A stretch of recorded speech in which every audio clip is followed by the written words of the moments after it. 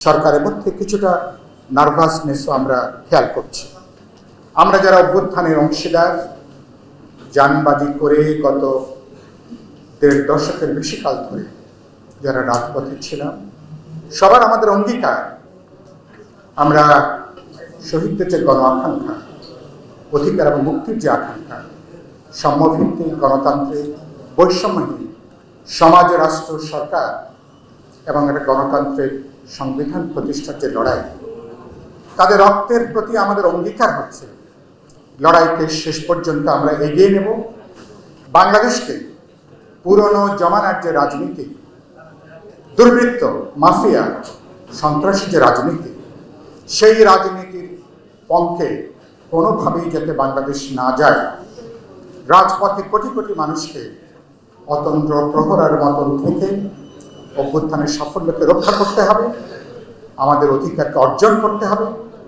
একবিংশ শতাব্দীর উপযোগী গণতান্ত্রিক মানবিক দায়বদ্ধ সমাজ, রাষ্ট্র, সরকার প্রতিষ্ঠার যে কাজ, সেই কাজ আমরা অব্যাহত রাখব।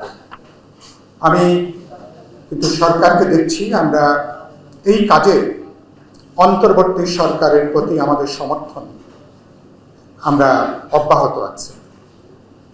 আমরা কিন্তু সরকারের মধ্যে আমরা একটা অস্থিতিশীলতা লক্ষ্য করেছি। সরকারের মধ্যে কিছুটা নার্ভাসনেসও আমরা খেয়াল করছি, কিছুটা সমন্বয়হীনতা, এটা আমরা লক্ষ্য করছি।